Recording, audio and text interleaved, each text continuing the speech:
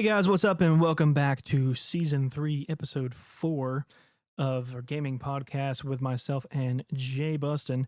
Jay, Heyo. what did you have for lunch today? For lunch, I had I just genuinely don't know. I don't get to talk to Jay as much as I would like to. So sometimes I just want to know how your day went. Like, what did you do? I didn't pack lunch, so I had to buy a sandwich from the little kiosk thing we had, and all they had was bologna, which honestly, I don't mind that. I kind of like bologna sandwiches. Oscar Mayer bologna, it's good stuff. Mm-hmm. A bologna sandwich with Cape Cod kettle-cooked potato chips and an Arnold Palmer. Ooh, that sounds nice. Mine was much less interesting than that. I too bring my lunch. Bologna sandwiches are not interesting. Well, I was going to say mine's going to be even more boring. I too do not eat out very often. One, to save money, and two, just given where my business is located, it's not really close to any restaurants because it's a warehouse. So, they're kind of supposed to be Right. kind of away from everything. I don't know why warehouses are like that, but that just tends to be the trend.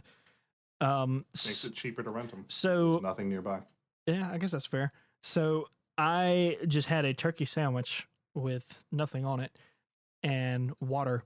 But if I want to make something interesting about it, I do not microwave it. So just to go into the details of how I prepare my sandwiches, I put the bread in a Ziploc bag by itself, and I put the turkey in a Ziploc bag by itself That's the way to do it. because I hate how the cold turkey kind of just sticks to the bread. And it makes the bread a little slimy. Yeah, and it makes it very unpleasant. But more importantly, I agree with you. I think you did it the optimal way. I'm glad to have the support. But so on top of that, I get to the work and I put the turkey in the mini fridge in my office, which is very nice to have. It's just right there by my desk. Oh, yeah. And I put the bread on top of it. And then when it gets time, when I'm getting the urge, whenever I feel like, you know what, this is a good time to eat, because that's just how I roll. I just kind of just do it whenever I want to. I open my little, I don't even know the exact name for it because it's not name brand. I open my little mini George Foreman that my mom gave me. It's like this. If you can think of deli turkey, deli turkey is typically somewhat circular, not not an ovate shape. Yeah, it's not a perfect circle, but it's in some sort of. It's about the size of one slice of that. So it's not huge. It's just little bitty thing. Yeah, it's like a little panini press. But I put the turkey on that to heat it up. Like just straight on it? Straight on it. Just the turkey? Just the turkey. Nice. It's really just to heat it up. It doesn't change the flavor per se. It does a little bit, but not really. But more importantly, that is so much better than putting anything in a microwave, because a microwave is where food goes to die. Yeah, I'm not a microwave guy, honestly. Right. It's convenient. I'll give it that. But I would so much rather just like I'm reheating pizza for dinner, and I'm going to put that crap on a tray and put it in my oven. Right. It's convenient, but you know what else is convenient? A little George Foreman that's the exact size of a slice of turkey that heats up. Sounds like you got a great setup there. And that thing heats up so stupid fast. It's ridiculous. About the only downside is the thing is really hot to the touch once it gets going. Like even the outside of it, just because it's so small that all the heat's like right there. So, and there's no on or off switch. It's just as soon as you plug it in, like it's getting hot. Right. That's pretty standard for something like that. Right. Immediately. So that's what I do for my turkey. And, if I get real adventurous, I'll flip the pieces over and kind of sear some of them on some sides if I want to. Nice. But typically I was like, I want to eat now. So let me just get this thing hot and, just roll with it from there. But that was something that had nothing to do with anything. But now, hey, we know how our day went today. So moving on to more relevant topics in the gaming side of things. So there are two games that we'd like to discuss today that are not new. These are games that came out this year that both of us have played and thought it'd be interesting to kind of quiz each other on these games, more or less. This may be less interesting than I initially thought. I don't know. We'll see where it goes. But starting off, Far Cry 5 came out this year, and if you just live under a rock or you just somehow don't know anything about this, Far Cry has been around for a minute. It should be obvious by the fact that this is the fifth one, but 60 whole seconds. But in case you didn't know, this is the 5th installment. At least they're not confusing like Grand Theft. Exactly, actually, because they had Far Cry Primal. That's true. So it actually technically would be the 6th installment. And Blood Dragons technically was a game too. Oh gosh, so it gets really convoluted. Point is that it's been around for a minute, and you know, back in the days I worked at GameStop. I'm very thankful this game didn't have Roman numerals because people would literally come in there and say, "Hey, you got Grand Theft Auto IV?" And I would just put my head down. I don't want to respond to you. Just take a copy of the game, liquefy it, and put it in the drip bag for the guy, and there he's got an IV of Grand Theft Auto. I felt like it was my responsibility to educate these people on what Roman numerals were. It's like, before you leave, I will not give you this game until you understand what this is. Yeah, this game is rated M for mature, and you need to be mature enough to know what you're getting into here with Roman numerals. Was going above and beyond with my minimum wage job of, hey, let me teach you Roman numeral math on top of this. But anyways, so it's not the first Far Cry. It's obviously been around for a minute. And this particular one, at least before it came out, caused a lot of buzz because they hinted that they were going to cover some sort of religious topics. Now, to me, because me and Jay covered this, I don't remember what episode, but we talked about this game at least a little bit. I don't really remember what format in one of the earlier podcasts. It was just kind of like one of the games. It's coming out soon. I kind of was interested in playing it at the time, but we didn't get too deep into it. Was it a question of the day, or did we talk about it as an actual topic? I really can't remember. No, we talked about it as an actual like upcoming title. Okay, so we probably already covered this, but I know looking into it, me and Jay were already kind of on the same page as soon as we saw it as, you know, hey, I think people are freaking out about this a little more than they should, because every time I looked at it, I was like, this looks more like a cult thing than a making fun of religion thing. And that's exactly what it was. It was. Oh, I didn't hear anyone from, you know, and this is coming from someone who has a lot of Netscasts in a religious, you know, area. I didn't hear anyone being like, this game's making Christians look bad. Oh. Most Christians don't give a rip about video games. Oh, there was plenty of it. But again, you live in the kind of part of the country. Now, granted, this game takes place in Montana, but like, you live in the Bible Belt, so. What you say that, like the places I was hearing it was not from people around me. Oh. So, and that's almost never, because like most people I know around here, sadly, I don't know a whole lot of people that live by me that are into video games. Most people, and I'm not talking about in the state, like I'm not speaking for the state or even the whole city for that matter, but just the people that I know that are around me are more sports oriented than game oriented for the most part. There are a few exceptions to that rule. It's not to say that every single person I know doesn't like gaming. That there are some, but just happen to be in my little city that I live in a 30 to 60 mile radius of the people that I'm connected with, that I talk to on a day-to-day basis. Most of them would not be educated on the subject matter. But within that being said, like Jay was talking about, none of the people I know really even knew what this game was, save for a few people. So this was not a subject matter that we talked about in person. This was a thing that I remember being, I don't even remember who it was. A random friend of mine actually asked me what my thoughts were on this because he saw an article somewhere else about boycotting the game over some sort of religious reason. I don't even remember what it was. And I just remember reading, I was like, this is stupid. Like, what, why? This has nothing to do with anything for why you would boycott something.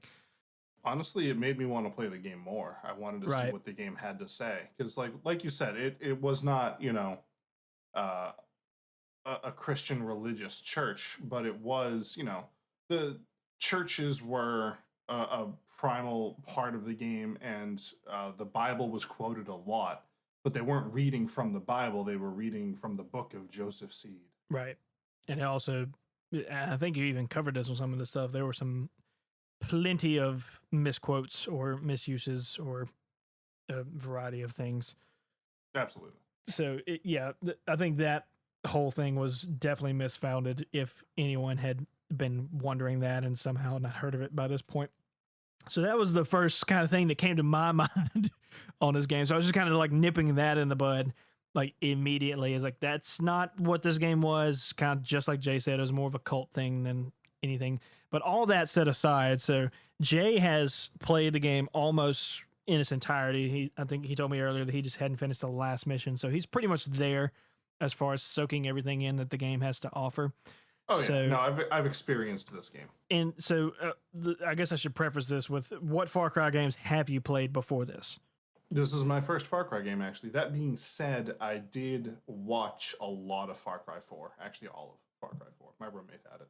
I've been told, and I have not played any of them personally, but I've been told that Far Cry 3, at least before 5 came out, I've been told Far Cry 3 was the best.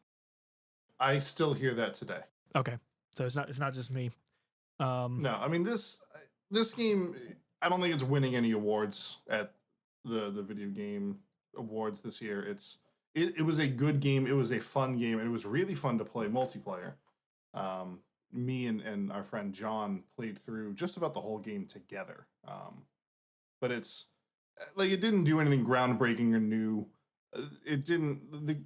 It had some jankness to it. There was actually a part of the game where we soft locked it because the game wasn't built for two people to be in this cutscene, and the game freaked out. Yes. And didn't know what to do. So we were frozen and we had to quit the game. I had to push through the cutscene solo and then get John back in the game. And it was just like, it's just classic Ubisoft. You know, Ubisoft is the developers and publishers of this game. Like, it's classic Ubisoft. They made a game and then they're like, we should make this multiplayer. And they didn't code it right. And so... I love those moments. I kind of semi-live for those moments. I find them hilarious. No, it absolutely was hilarious, but it's still like, all right, that's clearly you cared about this. Okay, so that being said, this is the first one you've played, so we have a kind of a skewed outlook on how it compares to the others, but you did say you at least watched Far Cry 4, so without comparing them to others, let's just say it this way. So how would you rate Far Cry 5 gameplay-wise? Just like on a scale of 1 to 10? Whatever scale you want. All right, I'm gonna still go with a scale of 1 to 10 here. Gameplay was playing Far Cry 5.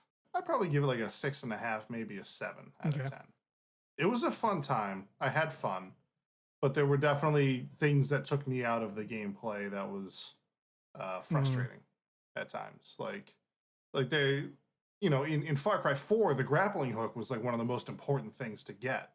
It was like a major deal to climb the cliffs in the mountains because you were in India, right by the mountains there, or fake India because they never use real places, which is fine.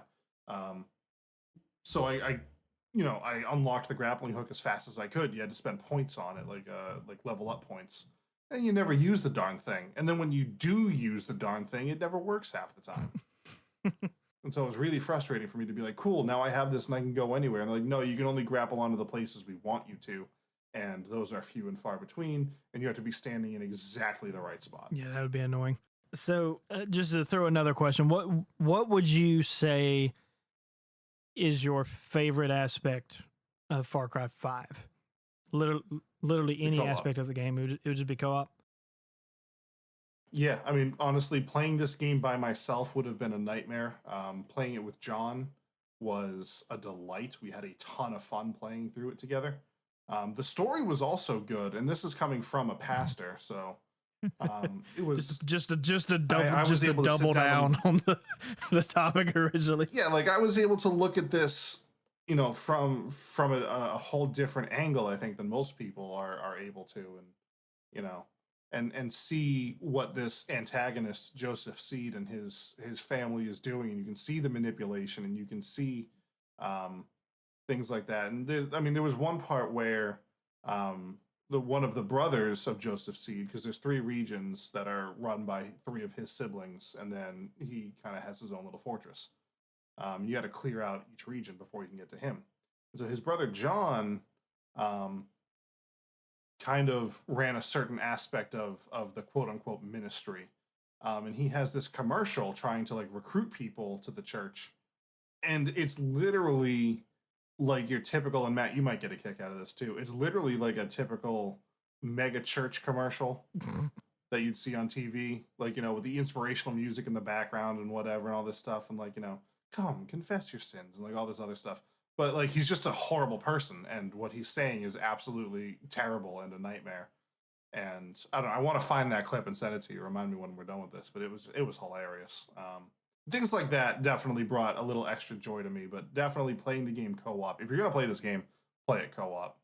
It's a ton of fun. And I have a counter question to that question I just asked, but just a real quick sidebar: is this character two-faced in the fact of what he's saying is just complete facade, or is he just that much of a sociopath that he just buys into what he's saying?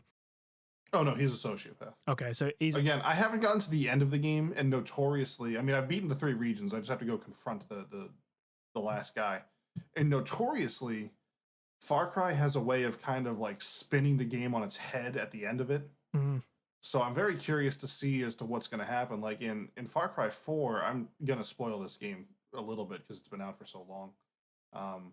At the end of it, you find out that the bad guy isn't really all that bad. And that kind of the people that you've been working for the whole game, kind of a-holes. which, if I remember correctly, I think Far Cry 5 actually has multiple endings, I believe. From what I've heard, yes. Again, games that I'm playing through blind, I don't spoil myself on. So from what I've heard, I think it does, but I don't know. So the follow-up question to the favorite aspect of the game is, what would you say right now would be your least favorite? Like, where do you think the game needs to improve on the most? Oh, okay. Because I didn't want to word it as least favorite as like in a negative fashion. Let's just say what needs to be improved. What needs to be improved? Ubisoft needs to figure out what they want to make before they make it. This is the first Far Cry game, to my knowledge, that's fully cooperative. Far Cry 4 had some co-op elements to it. You could have people join you for certain missions. But in this one, you can play through the entire game, beginning to end, with a partner. But it didn't work a lot of the times. Like there were certain missions where we had to fly planes through rings, kind of Superman 64 style. And it just wasn't possible to do it with 2 people because of the way the timer worked, and all this other stuff, and 2 planes trying to fit through a small ring. Like it didn't work, and we just gave up and we're like, this is something we're gonna have to do by ourselves.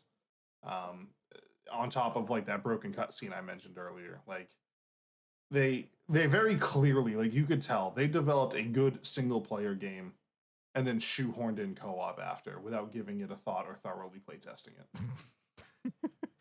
So they need to figure out what they want to do. Like if you want to make a co-op game, that's awesome. Develop a co-op game that also works for single player. So in short, it just had enough bugs in the co-op to where it was slightly frustrating. It was, but the amount of fun that we had playing the co-op, and again, like you said, like sometimes that's the biggest joy, is just like watching a game fall apart in your hands. And so like, and we had a lot of fun with that too. So it was kind of a strength, but also a weakness. Right. Much like in the brand new Spider-Man game. I don't know if you ever had it happen, but I've seen multiple times where an enemy just somehow goes through a wall and then is suddenly stuck in that wall. And it only happened to me once, but it was on a takedown, so he was knocked out. See, one of my buddies that lives here, I've seen it happen multiple times now, to where he might be the last enemy in that group, and you can't leave the area till he's knocked out, and he's literally inside a building. It's like, how do I get you out of here? Fraser actually clipped through a building. There we go. And the way this game works, Spider-Man for the PS4, Marvel Spider-Man, every time you land or perch on something, be it a light pole, the edge of a building, whatever, it auto-saves super quick. And so he gets into this building and he lands on something inside the building. So he like, all right, well, I'm stuck. I'm just going to reset the game. The game loaded him inside the building. And he could not get out. He had to like, I think he told me it took him like a half an hour or something to get out of the building. How did he get out? The same way he got in. No one knows. That's awesome. See, that's what I'm saying. I love moments like that because, I mean, now you have that story for later. I mean, it's just it's glorious. Like, I mean, no game is perfect, right? You know, I mean, there are plenty of glitches in Breath of the Wild, and I still hold that game in such high regard. You know. Well, see, like, if someone is wanting those kind of games and not have glitches, I think you're just kind of out of touch with the reality of how these things work. Because the game, especially games of that magnitude, it it's just bound to happen. At, Oh yeah. at just and it's not that it happens if it happens a lot, that's a different problem. Mm. But if it's just one of those things every now and then, you just happen to do something in a specific way that just happened to trigger this. It's just one of those domino effects. It was too much that happened in one way or another for the game to handle at that point in time. Yeah, I mean, especially these big open world games where you have so much agency as a player, they can't play test at all. So they just can't. Going back to Far Cry 5, another question I would have about it. So I guess if we're just going to use a scale of 1 to 10, I know you haven't finished the game, but overall, because people have been talking so much about the story, where would you rate the story on a scale of 1 to 10? I would give the story, again, I feel like I can't give it a fair rating because the end is always the best part of these stories. But I would give the story, you should really get on that. For most of the game, I'd give it a pretty low score, like a 5 maybe, but it has moments where it just like cranks it way up to like a 9. There's just like, there was a moment where John and I were playing, we're actually fighting one of the bosses, and she said something and we were both like, whoa, hold on. And like it was like, she said it like in passing, like it wasn't even like a major moment, but it brought everything to a screeching halt for both of us, because we were like, did she just do it? Like, it had major implications, and we were like, holy moly, like, very curious to know. It's crazy. Very curious to know what that was, but I mean, the game's still, it's right. only been out for like 6 months. I don't want to really talk about it, because if I tell you what it is, then you're gonna have that for the whole game. You or anyone else who hasn't played it yet. So I don't want to talk about it here. But no, what I'm saying, I'm literally typing a note when this podcast closes that I'm going to ask you about this, because I want to know what happened, and I'm not going to play the game. So that's fair. You keep talking while I type this up. And proceeds to not talk. But overall, like, would I recommend Far Cry 5? Yeah, I mean, I would recommend it on sale. Far Cry, Ubisoft games in general, they go on sale a lot. And so, pick it up when it's on sale. Get it on Steam. That's another thing, is because Ubisoft refuses to give up on their Uplay thing. I bought the game through Steam. John got the game through Uplay. And so we did have a small issue kind of connecting initially, but we resolved it pretty easily. It was just kind of like why isn't this as easy as every other video game? So just get the game on Steam. It's not a massive game. You can go through it pretty quickly, but there's like, if you just want to know the story, you can just go through the story. But there's also a ton of other stuff you can do to unlock cooler weapons or like different vehicles. There are other partners in the game, so even if you're going through it solo mode, you can like hire someone or recruit someone. Like, there's a guy who has a plane, there's a guy who has a truck, there's a chick who's like a stealth archer. You can there's a dog who's just the best. His name's Boomer. Or a bear named Cheeseburger. Like, these are all characters that you can add to your party. There you go. And it is the last question I would ask about Far Cry 5 would be, what is one thing, and this is probably going to be a difficult question to answer, so just prepare thyself. What is one thing you would tell somebody about this game if you knew they were about to play it and they had never played any of them before? I don't know that I would really need to say anything. The game's pretty self-explanatory. Let's just say it's an instance of, let's say I come up to you and was like, Jay, I'm about to play this. Any advice? Any advice? If you're in it for the story, you're gonna have a good time. If you're in it to play the game, just to play it, there are some missions in this game that are a ton of fun. And then there are other missions where it's just, like most video games, go to place, shoot the lads. But, I would say the story is probably one of the stronger elements of this game. So if you don't, like, if you're just in it for like, I want to go to place and shoot lads, you might not have as good a time. So be ready for the story. Okay, that's fair. Because I was thinking to myself, I was like, what would I ask? So I guess that was the best thing I could think of, is what would be some advice if I were to play that, and that makes sense. Yeah. So, So Matt, would you mind if I asked you a couple of questions about a game that you have played through this year? I suppose that's fair since that was what we did with the script. So while I was playing Far Cry 5 earlier this year, Matt was having a good old diggity dang time on Monster Hunter World. Now, I am very ignorant to the Monster Hunter World. So Matt, will you please explain to me what is Monster Hunter World? You hunt monsters in the world. Friggin' hate you. Sadly, like I was thinking initially, like to answer that sarcastically, I was like, that's sad. That kind of sums it up. Dang it. No, but really, exactly the same boat Jay was in with Far Cry. I had never played any of the Monster Hunter games leading up to this, and I had no intentions to play this one, if I'm being honest. And a friend of mine was playing it with a friend that he lives with, and he was like, hey, we're playing this. It'd be really cool if you could jump in. And I was like, I mean, that's cool. I appreciate the offer, but, I've never played any of them, and it just doesn't seem like one of those games I want to spend $60 on. So I just had to pass. And then lo and behold, it shows up in my mail like the week after. Give or take. It's like, hey, now you don't have any excuses. Let's play. So I played. And it was as simple as that. So what'd you think of the game? So well, I had to finish explaining what the heck the game is first. Sorry. I thought you covered that with you hunt monsters in the world. I was gonna try to give a slightly more non-sarcastic answer. Oh, good. Please, by all means. It's the exact opposite of what Jay said you would want to look for with Far Cry. If you were here for the story, you need to go ahead and leave. Come play with me. We'll play some Far Cry 5 together. Do not purchase or play this game if you're wanting story. Don't even touch it. That is not the focus of this game. The story is almost laughable at how non-focused that is.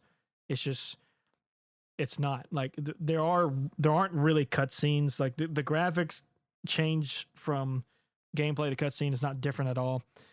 And some people consider that good. Some people consider that bad. In this format, it's just weird because the mouths don't even move. But someone is talking, and they just kind of do these weird gestures that sometimes are way over the top for what they're saying, and it's just strange. I mean, it sounds. Forgive me if I'm wrong here or stepping on your toes. It just kind of sounds like your typical MMORPG fare, though, like the kind of thing you get from World of Warcraft or something like that. Correct. It is, and Okay. they very much know, but as opposed to that, a World of Warcraft story can be very intricate and very in depth, and you can follow the rabbit trail. Trust me, I've heard. You can follow that a really long way. This is not that case. This is, hey, here's some puppies and some kittens. Let's go play with the puppies and kittens. So they kind of try to weave together some sort of reason for you to be hunting monsters in the world, but at the end of the day, it's not worth it. No, it's incredibly basic. There's no twist and like I said, you might as well not even focus on the story. That's not what we're here for. The gameplay, or more importantly, the MMO gameplay, playing with people, is what you're going to be here for. Now, I've said this before on the podcast, I believe numerous times, in reference to Borderlands, that I believe this game has a similar concept to where this game is fantastic with people, but it would be an atrocity to play by yourself. Gotcha. Is how I would label that. I think that probably goes without saying since it's literally an MMO. Right. But, if you're one of those that like you're playing it and you're like, hey, I just don't have anybody to play it with, I get some friends, or you gotta play on the online mode to where you connect with people and do quests or different sort of hunts in that manner. Like you do not want to do some of these by yourself, especially by the time you get to the Elder Dragons. You do not want to be doing these by yourself. It's just miserable. It's not fun. So that's the explanation of the game. I don't want to go off on tangents. I want to answer exactly whatever Jay wants to ask. So I got you. Hit me with another one. What do you got? is there, can you play this game offline, or is it required to be online the entire time? You can play it offline. Like I said, it would not be pleasant. Yeah, well, yeah, but like games like that, like scare me. In terms of the 'cause- combat, I don't know how much you've looked into it, but fights last I mean, I've seen games. fights last a long time. Yes, it's an MMORPG. Like, No, I mean like towards the end of it, an Elder Dragon fight on average is probably going to take anywhere from 30 to 45 minutes that's on the low end of most MMORPGs. to my kill that. friend. Well, that's being generous. Did you play Destiny, dude? Some of those raids were like 8 to 16 hours. I don't know. I didn't play a ton of Destiny because I didn't have anybody to play it with. I know you were done playing it by the time I Right. picked it up. So I kind of missed the bandwagon. So I didn't really have anything to compare it to. But That's- I was thinking, But that honestly, that doesn't sound too bad to me. well, A 30-minute boss fight for the kind of game it is, that sounds pretty low end and something that like is doable but also has major repercussions to failing because you just wasted a half an hour. correct. It in and of itself is not that bad if that were the only thing we were thinking about. But here is where it becomes bad. The whole game, that is the only thing you do. So there are no random quests. There are no like kind of, well, I say that there are, in terms of if you are going to fight something, it's going to take that long, period. Like at all times. There's Okay. the only exception is early on. Some of the lighter stuff may take 20 to 30 minutes, a little less, but you are not going to any fight and coming out with under a 15-minute time bar. It's not happening. Even like smaller monsters walking around the world, there's nothing that you can just like bop in a hit or two. Not really, because like if the smaller monster hunts, most of them are going to be like, hey, kill 20 of them, or something. Okay. Yeah, like when you go to do something, you're going to be. But I'm talking like outside of missions. Like if you're just like walking from point A to point B, there's not like a little mud crab you can just like step on. Yeah. There's a few little things if you wanted to do that, but when you are out and about, you're mostly trying to collect some sort of item to Some sort of MacGuffin. something to craft with the multitude of things that they throw at you, because that game has so much crap that you could get into. It's insane. But That's fair. Let's talk about the crafting system. Why don't you tell me a little bit about boy. that? So good gosh, there's just so much, because We didn't prepare these questions ahead of time, by the way, so Matt doesn't know what I'm right. going to ask. So I haven't played the game in a few months, so I'm having to kind of rack my brain on it. But so the weapon system's really cool. As with most MMOs, there's a plethora of them, that not only the weapons themselves, but they have different skill trees based on the monsters that are out there. And as you kill those monsters, you get their bones or different things that can kind of craft the weapon as it goes down the skill tree. Nice. And it changes the strength of it or the dexterity. All the attributes of that weapon can You change. can really customize a weapon the way you want to play it. Correct.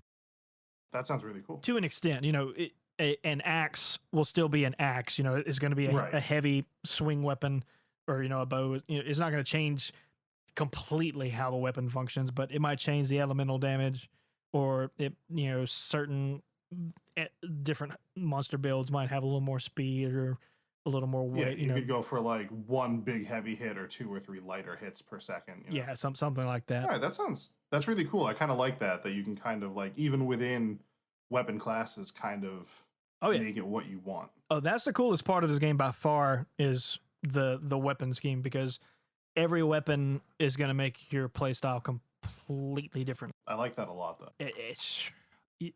You don't you don't treat anything the same, which is why there's such an absurd amount of items. Because if you go into a hunt with an axe, obviously you're going to fight a certain way, but you also might bring certain items to complement that, because you're doing medium hits. You're doing probably like 2 to 3 hits before you run out of stamina, and you have to back off and then hit and then go back again. 'Cause it's a heavy weapon. You're not going to get a ton of swings out of it. Right. And then you're going to have items to complement that, whether they be healing or some sort of paralysis for the enemy, so that you can have time to get that stamina. You know, it's something you're strategizing to complement your attributes at that moment. Whereas a bow, you might have something completely different.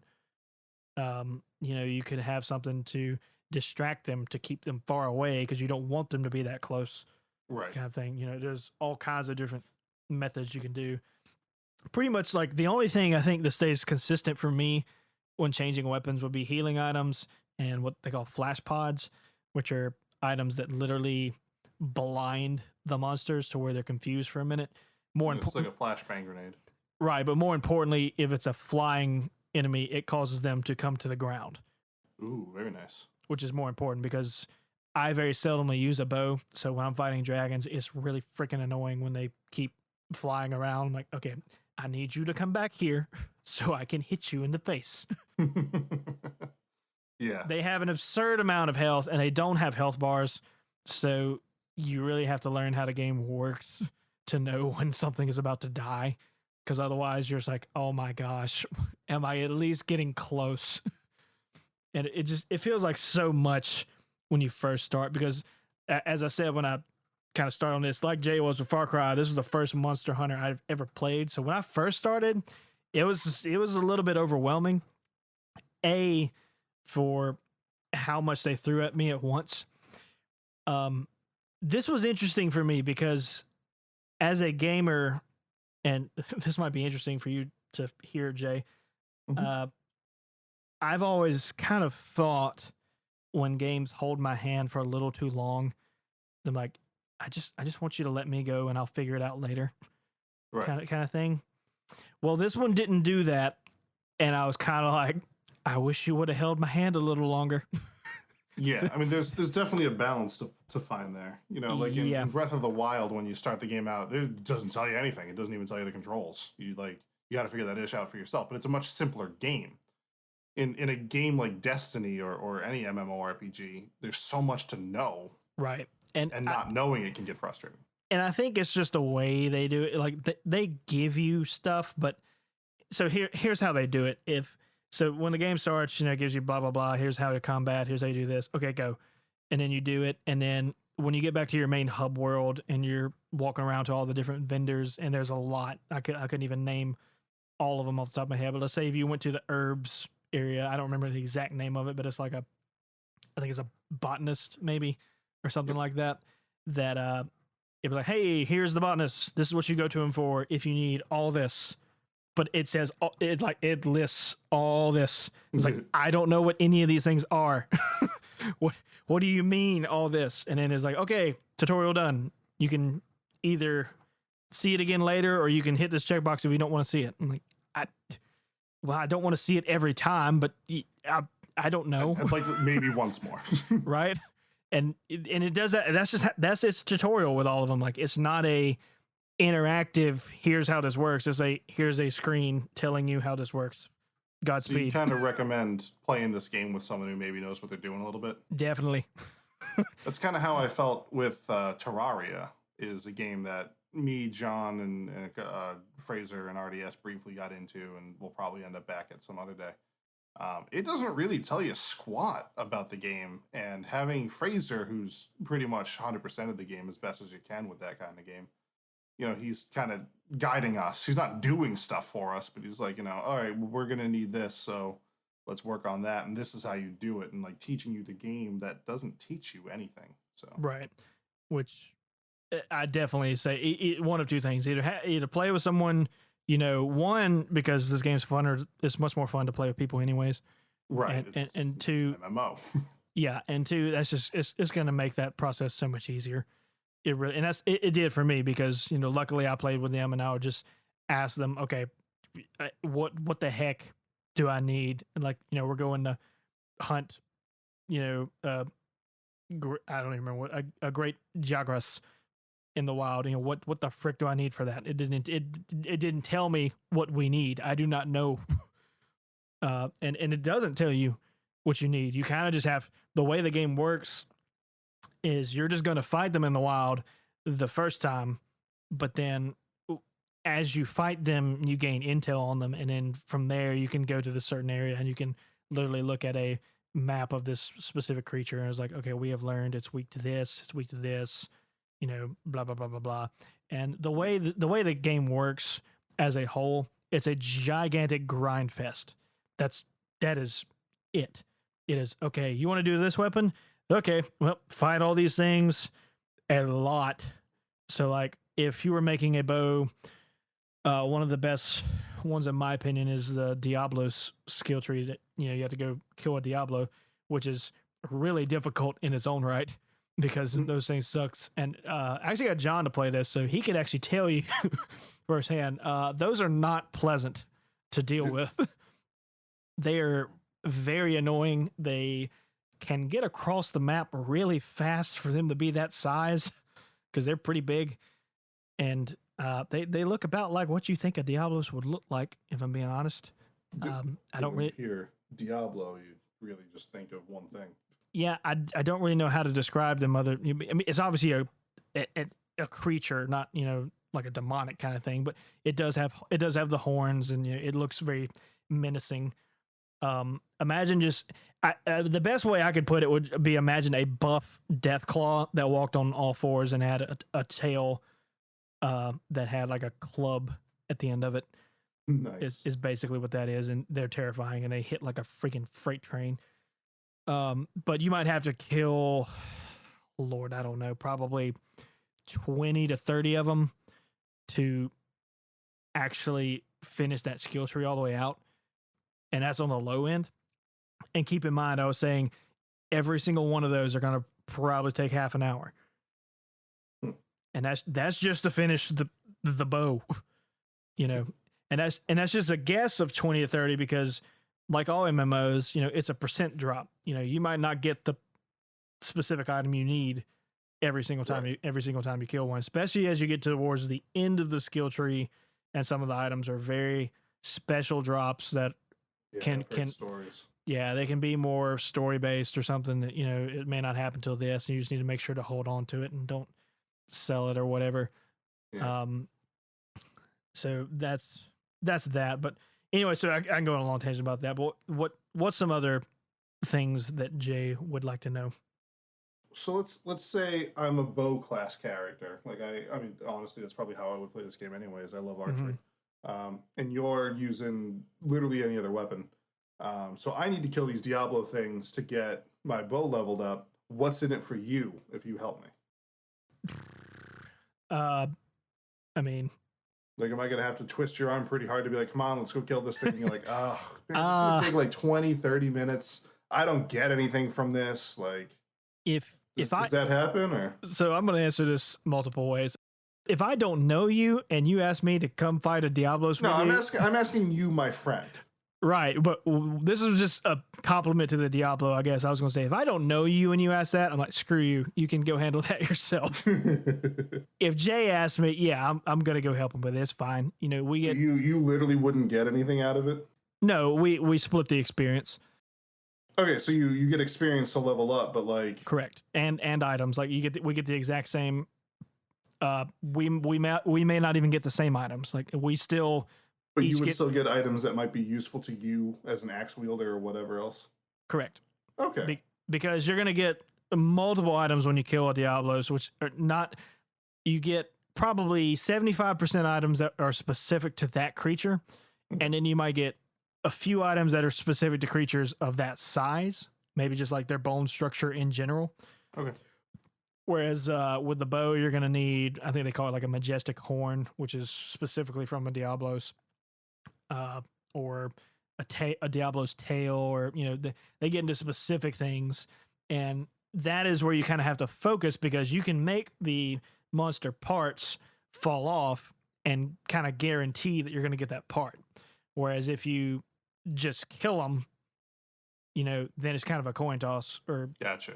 That's a pretty cool way of doing it, though. I can appreciate that. Yeah, or I say a coin toss. You'd be playing the percentage game of whatever percent it is for that item to drop. Yeah, and there you can look up what those percentages are so that you know kind of where you fall. All right, so I think my last question on this. Mm-hmm. Let's say I come home with the game, I have it, and I'm like, hey Matt, I'm going to start playing this game. What what's one thing I really need to know? Um, don't don't get down in the dumps early on. Um, don't get frustrated with the grind. Mm, It gets a lot better as cool. it goes. It starts pretty slow, I would say. But then it Uh, kind of snowballs a little bit as you get stronger. well, I don't know. It's one of those concepts of a game that anytime you're playing something new and that you've never done, and maybe you can help out with this sort of mentality style concept, is that I think it doesn't actually change in reality of how the pacing of the game is going. I think what happens is as you get the hang of it, you just start enjoying it more Okay. and you just assume that the game is picking up a little bit.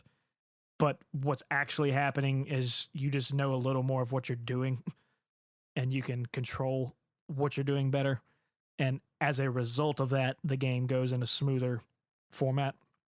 Nice. Is That's what I would say. I do think the pacing is a little slow out the gate. Your first uh, 10 or so creatures are rather lackluster to me. Okay. They're kind of just, and it does a good job of not throwing you to the wolves den too much of, they don't tell you what to do, but they don't just throw the strongest enemy at you out the gate either. All right. They at least throw something it takes forever to kill, but you can handle it. That's pretty good pacing, though. And then when that switch finally does hit, it's like the freaking floor falls out. It's like, hey, okay, well, you've figured it out. Well, Godspeed. Here you go. Here's some actual monsters that are going to hurt you. And boy, do they. Oh my gosh. I appreciate that, though, in a game. I can respect that.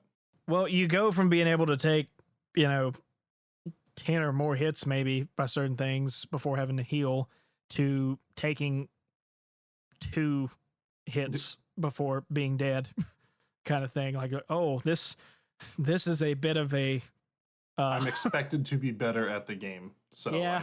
I need to step up. yeah, and dodging's hard because they're freaking huge. So the hitboxes are a bit janky.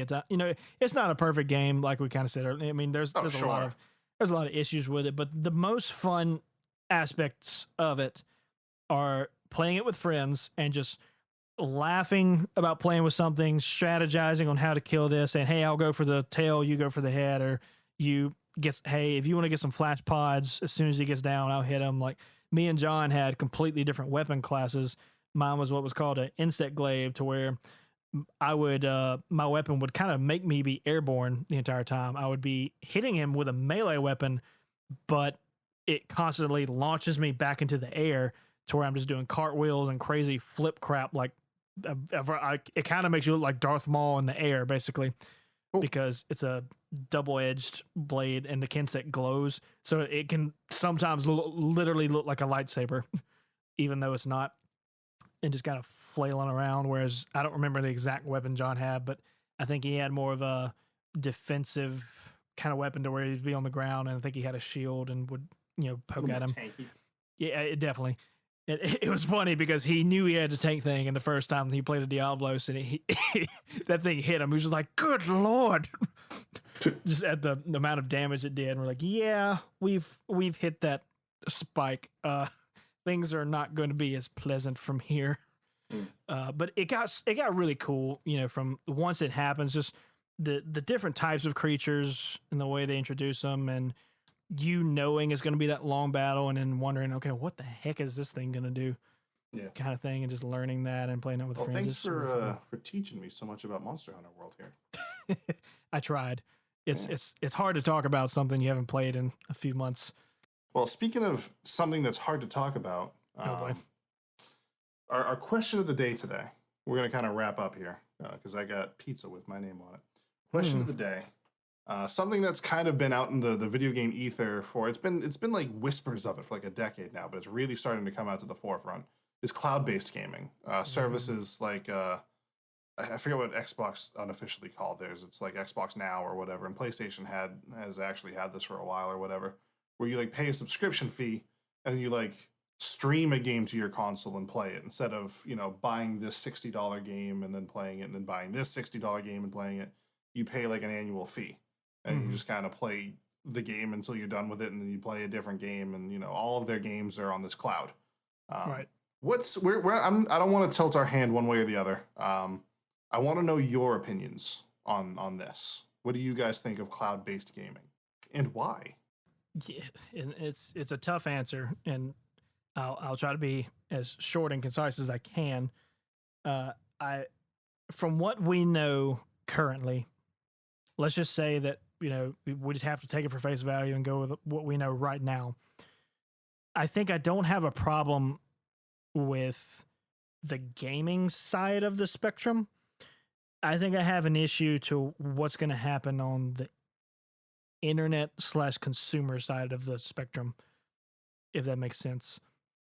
Like I said, I don't really want to discuss it right now. I didn't actually want to give our opinions at all, but that's okay. I wanted to give just a little bit, just give a little teaser of where I'm thinking on it. Yeah. And there's a ton about this we don't know yet. My only thoughts behind it, just to give just a short thing on that, is I am a little interested to see what they're gonna do for places that don't have the greatest internet, as if it's one of two things: either this is going to force internet companies to kind of finally fix that, as to at least to where it's offered.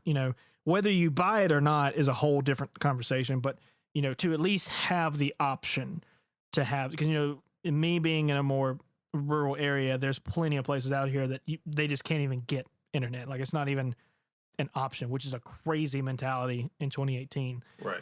They can, I say that you can always get internet. Satellite internet is a thing, but that is an atrocity against mankind that really should never exist. Yeah. When you have a ping that is like in the 2000s of a millisecond, that's just ludicrous. Ludicrous speed is actually not as fast as we originally thought. So one of two things: either it's going to cause internet companies to step up their game and kind of put that out there, or they're literally going to say, "Well, sorry, but the people that have internet are going to get it." And we'll dive a lot more into this on our live stream episode that we do on November 3rd over on twitch.tv/letsjays. But I just really wanted to get your opinions. We wanted to get your opinions on this. And that being said, continue so to give us as many ideas and topics as you possibly can, because this is episode 4, as Jay just said, and coming up soon, which would be November 3rd. Don't know what time, but November 3rd, we will be streaming live. And make sure you pay attention. I'll put a little video out on my YouTube page just about it, and maybe Matt will do the same, but it'll also be all over our Twitters and my Discord. So make sure you're connected in all of those places to find out when and where this is, or you can just follow the Twitter. And of course, if you do happen to miss it or anything, that's fine. It will be on the YouTube channel after the fact. We'll find a way to link it up to where it gets. Yeah, it'll be really We'll easy. find a way to, we'll get it there and on Spotify and iTunes, as we have with the rest of the stuff. We'll find a way to get it to you one way or the other. But cool. Yeah, cool. But so that's that. Was that our question of the day? That was our question of the day. So tell us what you think about cloud-based gaming, and so we can have a little more to talk on coming up on November 3rd. But that would be, yeah, if you're not too familiar with it, maybe read up on it a little bit, or don't. Well, you can just show up and listen to what we have to say, which is also okay. So that's going to be it. I'm going to go quiz Jay about this Far Cry 5 incident now, because I am just curious. So we're going to talk about that. You think we are? I'm going to go have dinner. But you won't get to hear about it. So hopefully we will see y'all on November 3rd. And if not, we'll see you soon. So thanks for stopping by.